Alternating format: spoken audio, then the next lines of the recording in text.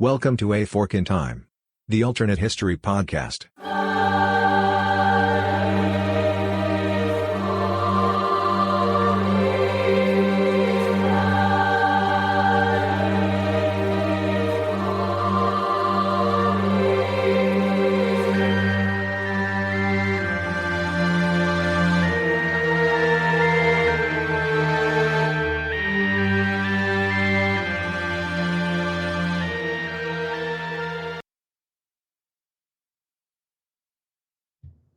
Welcome back to the podcast, everyone. Dylan here in the host chair again. Thanks for joining. With me, I have kind of both ends of the podcast today. I have old reliable himself, Robert Koshu, here for us, and we have the newest member of the podcast here for his introductory pop culture. We have no idea what's going to happen. We're just going to kind of roll with it episode. So, Evan Buck, welcome to the weirder side of the podcast. Hey, I'm all here for it, and I just got to say, I guess you can call me a young buck. Very nice. So I hate to ask myself a question since I am the lawyer for the podcast, but does that count as copyright infringement? No. Or my trademark? Since me being the pun guy, I got a kid angling for my throne here, which is ironically prevalent to what we're going to talk about. A young upstart angling for the throne a little bit. I think that's going to come back to haunt us, so to speak. So we've got a kind of an interesting listener feedback suggestion today. Helena Nash from the Discord, always a great person for topic suggestions and feedback. She had a really interesting one that as soon as she suggested, like four of us were like, oh, we were like kids in a candy store. We're like, oh my God, we just have to start talking about this. Helena Nash came up with kind of an interesting pop culture idea, and that is, what if a certain John Ronald Roald Tolkien died of trench fever, which he did historically get in World War I at the Battle of the Somme. And if he died in 1916 of this trench fever, he would not go on to write probably the single-handedly most influential fantasy book or trilogy. If you want to get into a debate about it, we can go either way on that. But the single most influential fantasy work of all time, probably. I don't think it's really much of a stretch even. If JRR Tolkien dies in 1916, he does not write The Hobbit out of the bedtime stories he tells his children, because he does not have any children. His first one is born in 1917 after he's an invalid doing home duty in London. He does not join the Inklings. He does not hang out with C.S. Lewis and a bunch of other writers at Oxford all day. He does not write The Lord of the Rings. The Lord of the Rings does not then influence like 18 different Led Zeppelin songs and a bunch of other stuff from the 1960s and 70s. And we essentially have a completely different fantasy landscape than we do in our current understanding. You know, it's hard to overstate the influence that Tolkien had. Not necessarily, he didn't create the fantasy genre. There were people before him in the 1800s and kind of around his time period that had written some other stuff, but he basically created it as a viable literary genre. You know, the fantasy is kind of a genre. Before that, it was kind of niche. It was a subgenre. It was sort of elements that would go into other stuff. But without Tolkien, we don't have modern fantasy as we know it. And basically half of my reading list is completely gone, and I am a worse person for it, or better if you ask my wife. We're not going to go there. So that's kind of the setup. Keep it short and brief. Robert, what do you think? So we obviously have the other thing that I'm intrigued by as I look at this is the impact, and I'll throw this out for a longer discussion as we get further in, because it suddenly dawned on me. The Lion, the Witch, and the Wardrobe is one of the other big fantasy series. Tolkien and Lewis were very good friends and word-shopped and wordsmithed things with each other over an English pub, no doubt. But that just throws a whole nother wrench in. And I just think of, first of all, Peter Jackson doesn't get to make the fantastic movies that when you can spend 9 hours on a Saturday watching, I highly recommend you do. And I recommend doing only the director's cut. And I was going to say, yeah, technically it's 12 hours if you want to watch the real version. Yeah, and we've done that. Put it this way, we were joking off podcast prior to this about snow. And I want to say the last time we had a snow day that's actually what I did. Amazing choice. Or it's like, Yeah, it's it's like like I'm me sitting around that doing goes, things. I invite all my friends over for what seems to be like an innocent party, and then all of a sudden the doors lock, the shutters are closed, the Lord of the Rings is on the TV, editions extended, I can feel it friends in the air. confined. I can feel it in the water. And they look around and they're like, oh no, we've been trapped. Yeah. No, but Robert, that's actually one of the first places that my mind went, as well as but we were talking off podcast about how pretty much the extent of my research on this more whimsical topic was me asking a speech and debate Discord. Some of them are former students of mine, some of them are new students, and I'm just like, hey, what do you think about if this, if JRR Tolkien never got to write The Lord of the Rings? One of my former students, so I'll shout out people who gave me the ideas. Robin said, like, hey, actually, no, it wasn't Robin. It was Calvin. I'll talk about what Robin said in a minute. But Calvin said, hey, Tolkien's friendship with C.S. Lewis was very influential on him. And so, not to delve too much into religion, but Lewis was an atheist. And Tolkien's friendship with him was pretty instrumental in him converting to Christianity. And so, like Helena mentioned in the Discord, we'd probably still have like a bunch of fantasy novels. We'd still have Narnia. And I'm like, well, wait a second. We might not have actually had Narnia. Or if we did, I'm not convinced you would have Narnia. Yeah, I think we might have some of the books of Narnia or versions of them as kind of more standalone things. I don't think you would have the sort of complete 7-book septology or whatever the Latin phrase. However you want to call it. Yeah. I think the stories would have existed, but they certainly would not have been like Aslan bringing the creation of the world, the sort of echoes of the book of Genesis and the book of the Old Testament kind of thing. And here's the thing as well. Lewis is one of my favorite all-time authors. And I discovered perhaps my favorite books, my favorite trilogy of all time, the Space Trilogy.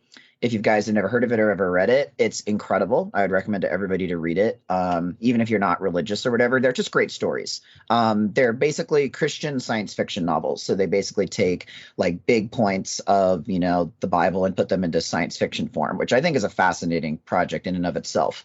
But and those were written about the same time that Tolkien was writing and working on Lord of the Rings. Yes. Mm-hmm. Interestingly enough, if you cross timelines. So, yes. Yeah, exactly. So, like, all of these things are, very likely either didn't happen, wouldn't happen, or are, kind of published in a different form later on. But I think this also presents an interesting point as well. I know that Tolkien is not the inventor of things like a trilogy or things like that. But I remember, in my quest to listen to all of the Fork in Time episodes, when there was the episode about what if there was no Star Wars, the point was made that this kind of idea of carrying a longer, broader storyline over like multiple movies, it wasn't something that Star Wars invented, but it was kind of the zeitgeist moment, I suppose you can say, or like it was like really kind of a big deal, and it made it much more mainstream to where we get things like the Avengers, the Marvel Cinematic Universe, like those storylines carrying over into multiple movies. So I think having this concept of, especially in high fantasy, this almost serialization, I guess you could say, where you have like multiple big extended storyline across different books, I don't think would be as prominent. This is what gets me to the thought that Robin presented, which was, Tolkien, his influence, he was like, Lewis was more overtly like Christian, I believe, in his writings. Tolkien was a little bit more agnostic, but with regards to his writings, obviously he was still like personally Catholic. But the whole spiritual like ideas or elements in the Lord of the Rings are still very prominent. And so what Robin suggests is fantasy might be more politically oriented and might not, and be more political commentary, not as much like with maybe religious overtones or undertones. And I think that's an interesting idea. Really before Tolkien, a lot of fantasy was kind of like Brothers Grimm, like they were very grimy, they were very dark. And I tend to have more, like kind of nicer memories of those sorts of fairy tales. If you actually read the original Brothers Grimm, they are they're horrifying. They're pretty dark.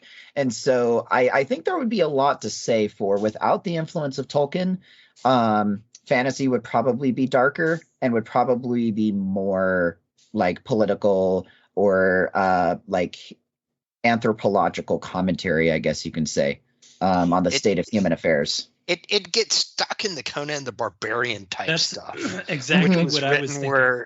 I actually think there would be two schools of it. So yeah, I think you'd have almost the sort of the English school, so that's one of the things that Tolkien was really good about, is he was trying to write this mythology of sort of Anglo-Saxon English history. So you've got basically the elves were like fairies, and like the little, Keebler elves before they shrunk is like basically the version of elves that he was dealing with. So you have this kind of C.S. Lewis sort of Tolkien, non-Tolkien, like little fairies in the undergrowth. They're hanging out. They're stealing your socks. Oh no, it's going to be a horrible day. Kind of sort of English school, more mythological. You've got Celtic influences and stuff like that. This is where I see this versus on our side of the pond, a lot of fantasy started out in, things like H.P. Lovecraft. Sort of horror was kind of the ways that the fantastical started coming out with, Poe and, people, kind of in that era. And then you go into the Robert Howard, Conan the Barbarian, a very pulpy, kind of adventure of the week, which actually, spoiler for an episode that I may have cooking in the works, is also where I think Star Wars might have gone had this sort of Tolkien-esque trilogy idea not have gone. But I think you would end up, having kind of like a sort of pulpy adventure of the week, almost Indiana Jones-esque fantasy, Conan the Barbarian focus, kind of gritty, but kind of just not very story depth, detailed, world detailed American quote unquote fantasy. Whereas you have a sort of European, fairies, much more mythological. I think you would start seeing more influence from sort of Norse legends because there's so many to choose from. And you've got, if you don't have a guy who literally creates multiple languages and then writes books to have an excuse to show them off, what's the next best thing? Okay, well, you take the actual myths that we have, in our history, the Norse Eddas and stuff like that.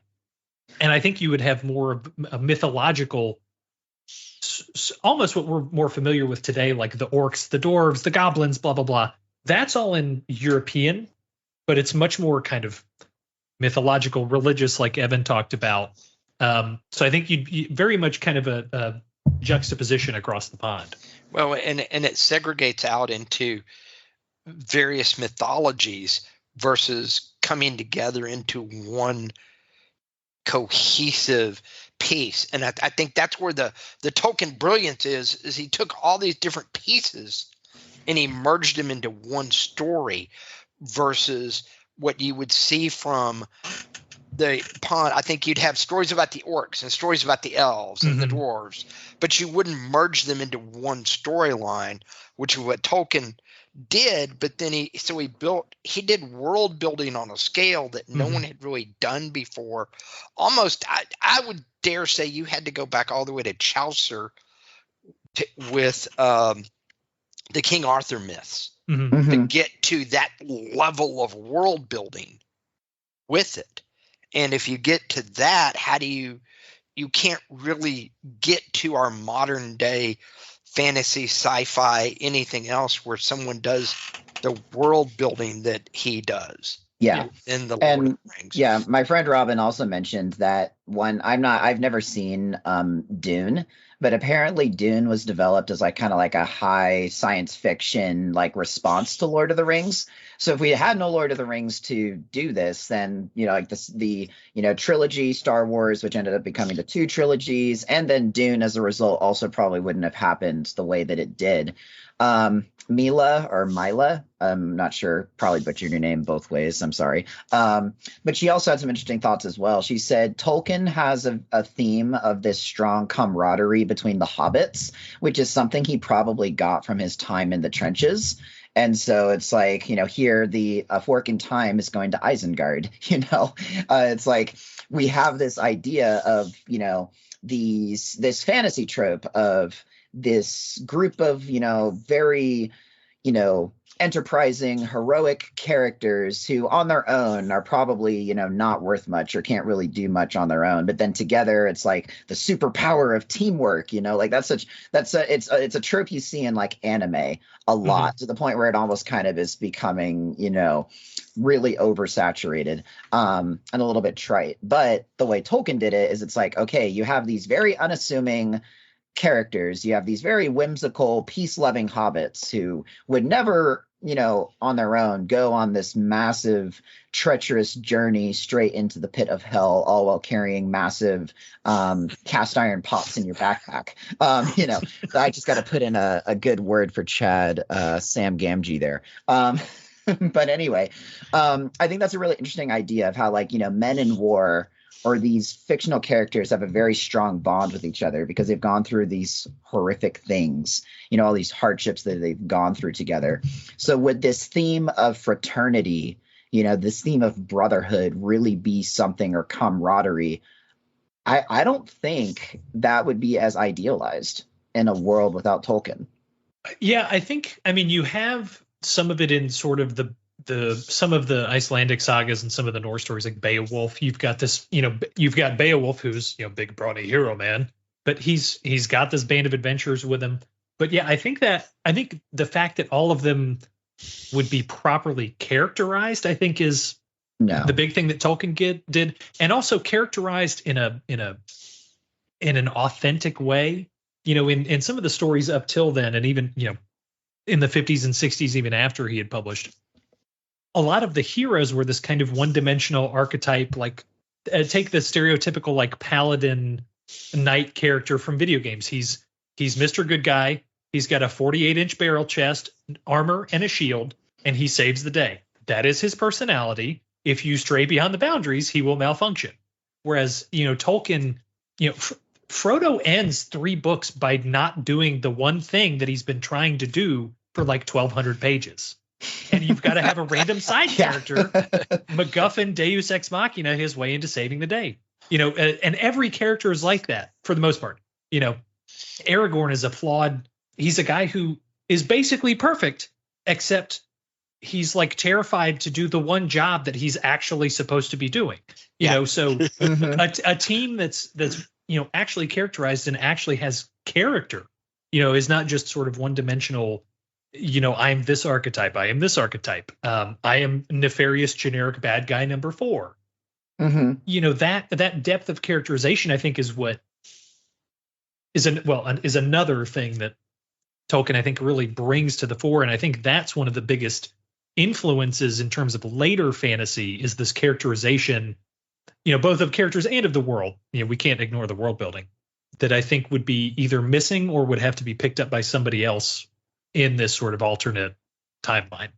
Yeah, totally. And what about like the whole like older, wiser character archetype as well? Like Gandalf, is just having him exist as a character has this trend that we see in other, fictional worlds as well. Like, kind of like an Obi-Wan Kenobi sort. Yeah. Like J.K. Rowling and Dumbledore.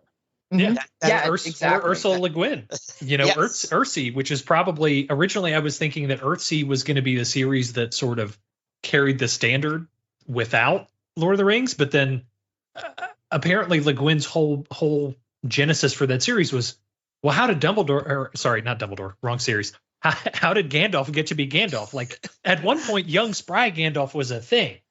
What was his life like? And that was basically what Earthsea was. And I was like, holy crap. You can't get out of this stuff.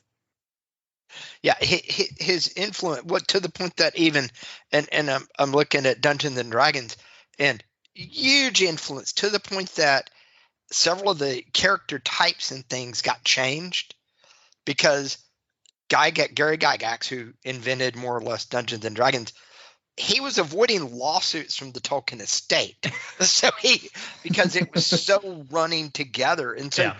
You lose Dungeons and Dragons, and so if you lose that, do you lose Pokemon? Or do you lose? Do you lose some of the? I'll throw out.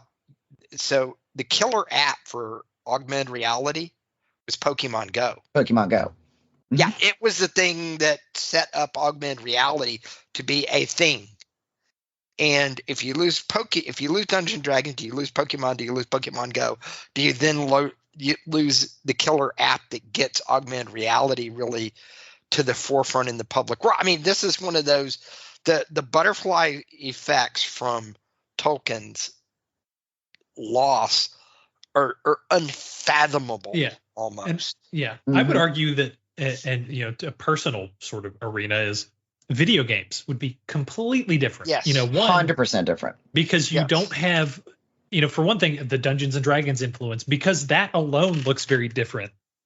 So many video games are based off of or inspired by Dungeons and Dragons that this is going to look completely different. Much less Tolkien. You don't have the sort of, and this is going to hurt me to imagine a world where this doesn't exist, but the sort of RPGs of my childhood, where you're the adventurer, you gather this party, you have misfit characters, and you go save the day. Dragon Quest, Final Fantasy, Dragon Age, any BioWare game. Honestly, Legend of Zelda, I think has a lot of that kind of overtones from Lord of the Rings as well. So much of both classic and modern video gaming is going to be completely different, and that's just one genre. Film is going to be another thing. I was thinking about this today because you brought it up, the Lord of the Rings movies, Robert.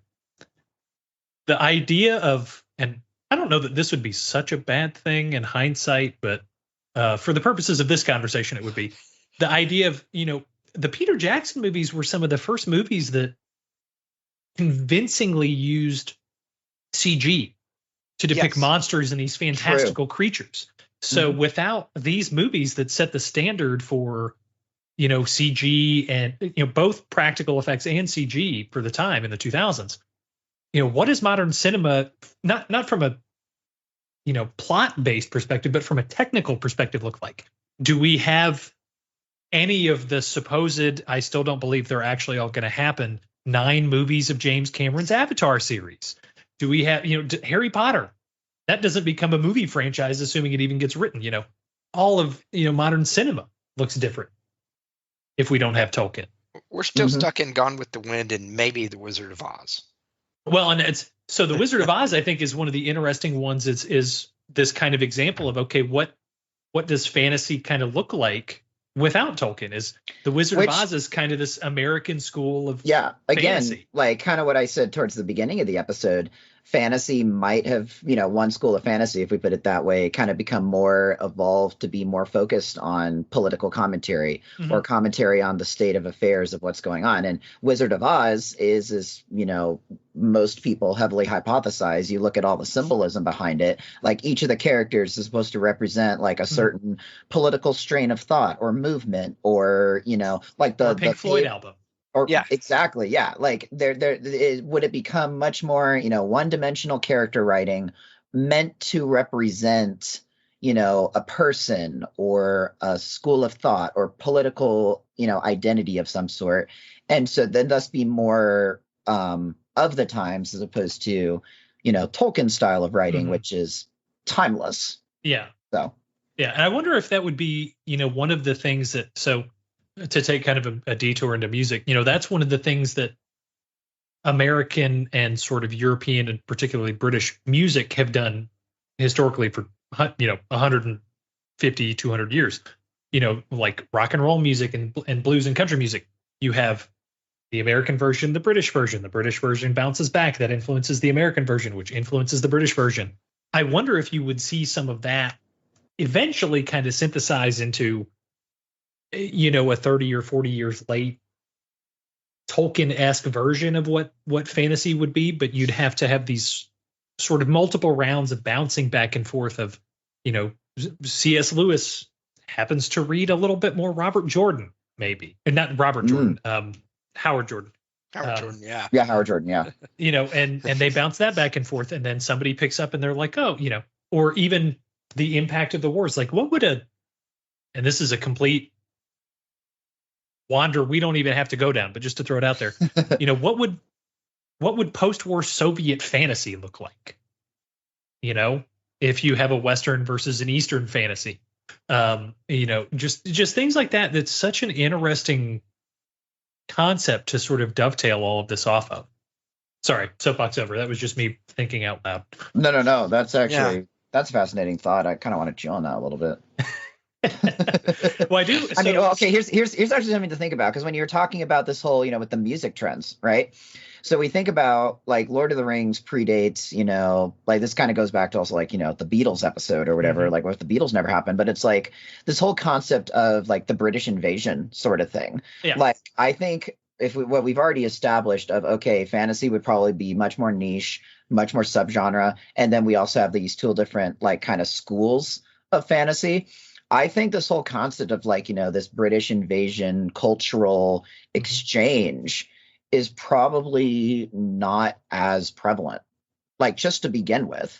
So maybe, the Beatles would have become a much more localized European sort of phenomenon as opposed to like a worldwide thing. And that would have massive reverberations for like a more separate, like then 1950s America and 1950s and 60s America would be much more focused and probably much more, it already was in our timeline, like very focused on, the happenings of political turmoil and like the civil rights movement and all these sorts of things. Well, if, fantasy and fiction and music, all those cultural byproducts are simply, reflections of like what the national mood is, then we would probably have more Brothers Grimm styled fantasy stories that are more reflective of the national mood at the moment, instead of like these timeless, more, I would say, they're still gritty, but it's also much more idealized, optimistic, romanticized. This whole trope of like, we think of fantasy towns or like in RPGs, role-playing games, they tend to look very like European in architecture, like medieval or even just like kind of like old country style. Like that's what we think of them as. What if instead of that, steampunk kind of becomes a much more prominent sort of, I guess, motif, like artistic style for a lot of these stories. Oh, and please say no. Please say it ain't so. Steampunk drives me insane. But I do think it's But that's a possibility. Yeah, it's the concept, at least, even if it's not steampunk, I think the idea is definitely.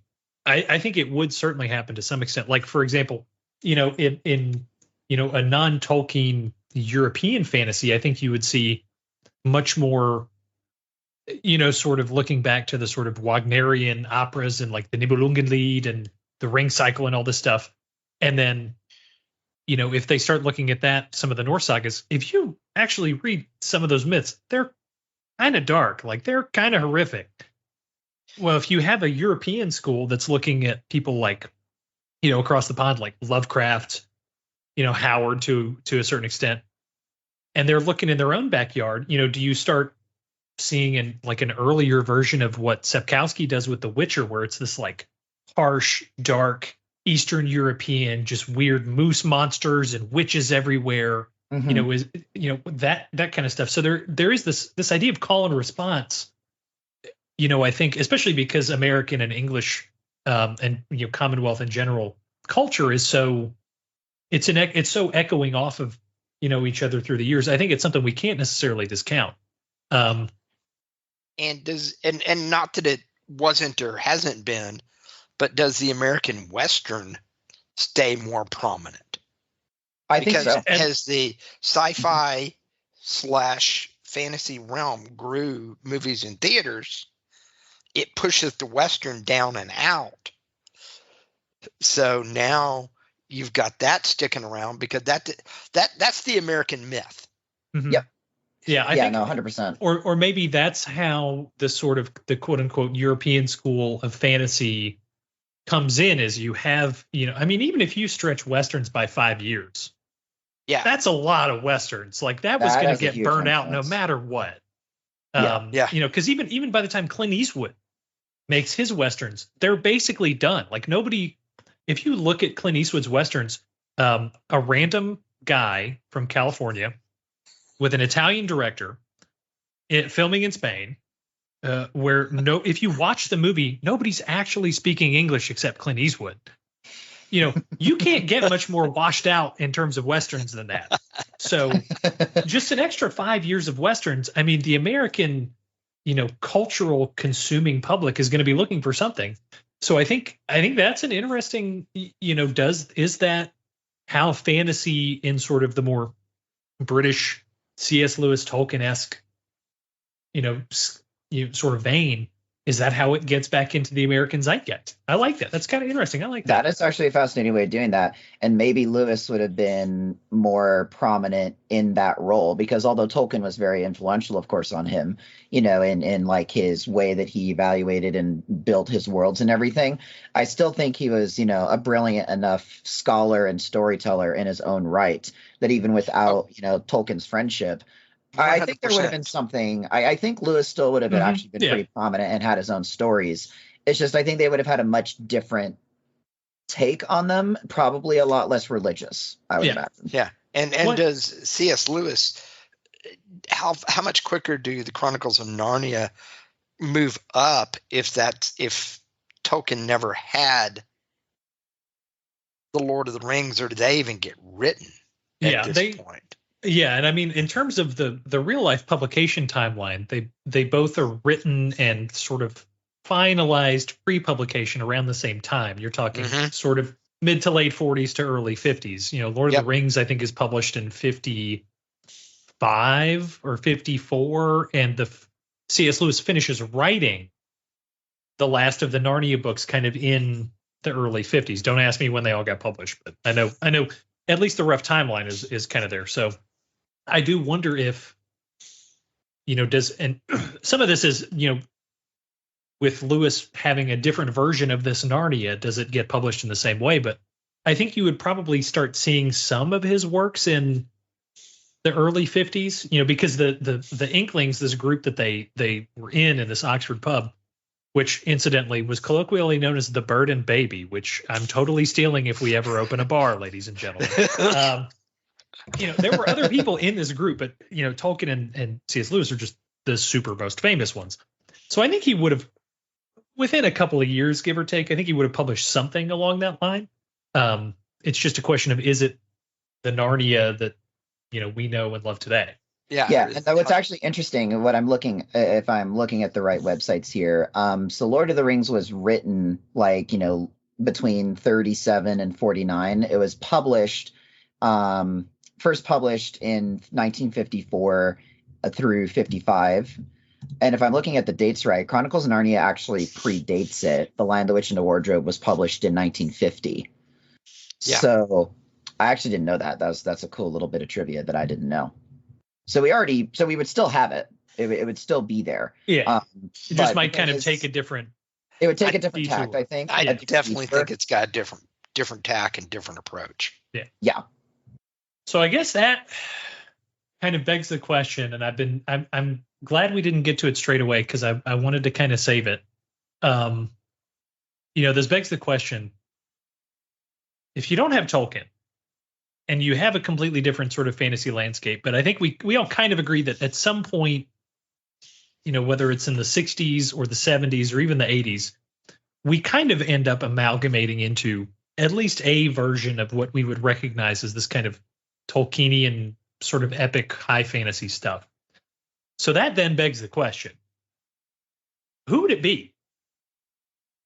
And I am taking I am opening the floor for suggestions as to, if we don't have Tolkien, but we do have, this, fantasy as a genre, and it kind of is eventually ping-ponging its way into what we'll get to Tolkien. Who would y'all pick as the person to actually write what we would in this world say is like, oh, this is like the JRR Tolkien person from whom all other fantasy is derived, kind of thing? There isn't one. You don't think so? I don't think there is. I think he's a singular figure. Okay. I happen to think so. Yeah, I happen to kind of share that opinion. I still think there would be influential stories and influential tales, but I think just the degree that his world building and that his, the way that he put everything together into one cohesive unit was not really something that was done before him, as far as I'm aware. Mm-hmm. And so, really his it was a Titanic, just that singularity right there really, I think, set the tone for those sorts of future and across all genres, like not just the fantasy, like just, sci-fi and, even like dystopian novels, futuristic sort of things. Like this whole idea of just making your own language and making all of these different like disparate races of people and just this whole concept, making it into a big drawn out set of stories, books, and then like side published things, which we're still getting published today posthumously by his offspring. We still have his works, his private works being published today. Like that just goes to show the degree of dedication that this man had to his world. So I think that there certainly would have been stories. I certainly think there would have been deep stories, but to the degree that we see, the universe that Tolkien made, I don't know if the cultural landscape, the political landscape, broadly speaking, really would have lent itself to that. Yeah, I can see the argument. I mean, it is hard. Like, there's so many disparate things that go into the writing of a work like this. I do have, I wonder if someone like, a Le Guin or Frank Herbert wouldn't at least get kind of in the ballpark, especially if Herbert, when you think about, if you read the parts of Dune that they cut out to make the two movies, the first like 200 pages of that book is like a medieval dynasty recitation. So, I mean, Herbert's got, there's some stuff in there that suggests that, okay, maybe that's where this is going. But I do think even if you had something, for one, in a world that's so influenced by Tolkien, it's hard to know what an alternate, sort of quote unquote Tolkien author's work would look like. Yeah. But Herbert or like Le Guin are the closest that I can see, or even maybe like if it gets all the way to the 80s, like an Alan Moore, mostly because that guy's just so weird. He's going to think of something like this. Like the man wrote a book longer than the Bible just to see that he could. I mean, that just kind of smacks of a Tolkien sort of aspirational work ethic to me. But there's really not many people that you can picture being able to do that. Yeah, it's certainly possible. I mean, I think you can also think of like J.K. Rowling and Harry Potter, like even there, that's more of just like an individualized, set of books focusing on, just certain people within like a lifetime, like I still think this whole concept of having this epoch of time, actually, in fact, having several epochs of time with this whole universe that you've created is, I'm not going to say singularly unique to Tolkien, but I think it's just because of his influence and because of his, tenacity sticking to that and his success in building that out, that is where so much of the modern literature and, movies today that kind of have that focus or have that influence, I would say is due in a large part to what he did. So, yeah, I think so. Any, I guess, final thoughts? I think we've about, other than, the wide world of sports, I think we've covered about every topic that we can try and dovetail Tolkien, dying early into. Any last thoughts on stuff you want to point out? Anything that just kind of you really got to get out there before we wrap this one up? No, I think culture is just radically different. Entertainment culture is just, we would not recognize it. No. Yeah, I totally agree. One does not simply off JRR Tolkien without massive ripple effects in the pond. Or both sides of the pond, as it were. True. Very true. I will say, say, Dylan on the call is face palming. Yeah, y'all. If you could hear eye rolls, I do want to give a shout out. Helen and Ash did point out one thing. If we don't have Tolkien, we don't have Leonard Nimoy singing the Ballad of Bilbo Baggins on his jazz album, and that is something that the world truly cannot miss. No, and here's the thing there. Yeah, like we've mentioned, Dylan, you mentioned there's a lot of songs that are based on Lord of the Rings. Like just this idea of people who like replicate or sing or even make or compose their own like elvish music or whatever. Like, there's literally, you can go on Spotify and scroll through dozens of bands of people just singing in elvish or like singing, or maybe they're in English or whatever, but they're singing like songs inspired by this whole Tolkienian sort of thing. I don't think that would exist either. So looks like meat's not back in the menu, boys. He keeps going. He keeps going. There we go. Oh, well, I think that about does it, ladies and gentlemen. I need to end this before Evan can shove any more puns in here. He's doing my job for me. I'm worried about my job security a little bit. I know it's not AI you have to be worried about. It's me.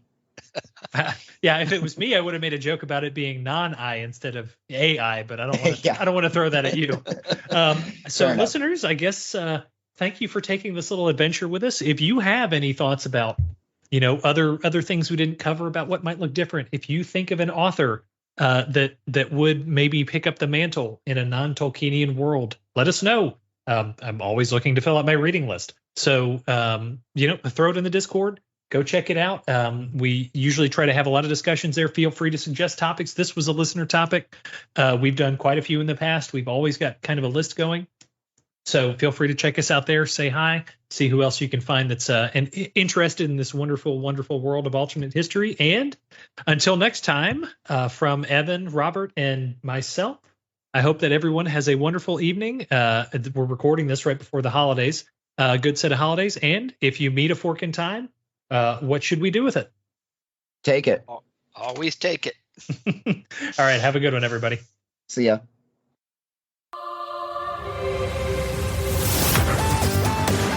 Thanks for listening to A Fork in Time, the alternate history podcast. Learn more and provide feedback by visiting our website at www.aforkintimepodcast.com. Connect to us on Facebook at facebook.com/aforkintime or follow us on Twitter at AFIT Podcast. If you want to support the show financially, visit our Patreon page at patreon.com/aforkintime. We hope you will join us next time.